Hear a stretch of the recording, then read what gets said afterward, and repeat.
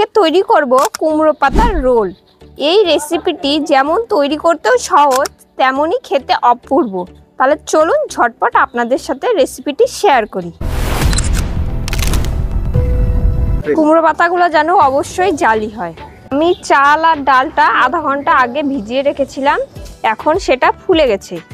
আর আপনারা যদি একদম নিরামিষভাবে খেতে চান তাহলে মুগের ডাল, মটরের ডাল বা ছোলার ডাল দিয়েও করতে পারেন। আমি এখন ভিজিয়ে রাখা চাল, ডাল আর এই কাঁচা লঙ্কাগুলো সবগুলো একসাথে পাটায় বেটে নেব। ভালো করে ফিনিশিং করে বেটে নেব।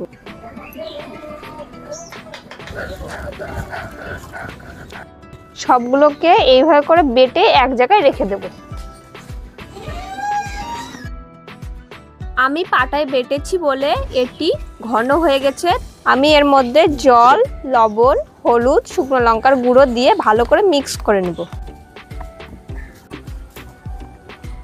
আমি এখন এটাকে রেখে দেব। এটা আমার দরকার নেই, ওই জন্য এটা আমি কেটে দেব বা কেটে নেব। এই পাতার মধ্যে অনেক মাকড়সা আর নোংরা থাকে, তার জন্য এটি ভালো করে ধুয়ে নেব। এভাবে প্রত্যেকটি পাতা আমি ধুয়ে একটি পাত্রে রেখে দেব। কড়াইয়ে জল দিয়ে জল গরম করে 1 মিনিটের মতন পাতাগুলো ভাপিয়ে নেব।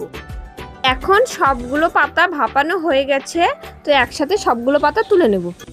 কড়াইয়ে একটু তেল দিয়ে ফোড়নে 5 ফোড়ন দিয়ে একটু ভাজা ভাজা করে তারপর কিছু বাদাম ভেঙে দিয়েছি আর কিছু বাদাম গোটা রেখে ছেড়ে দেব।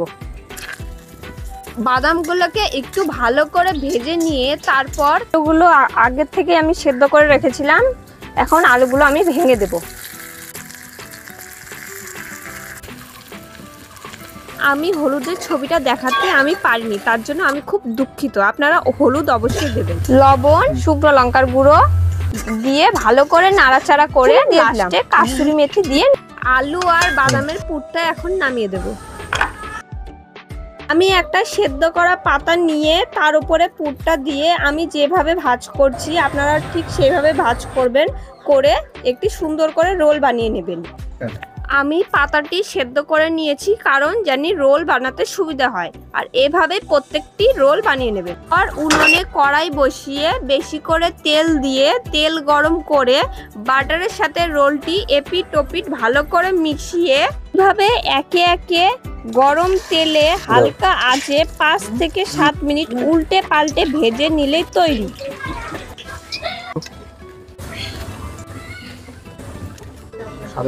এখন আপনাদের একটু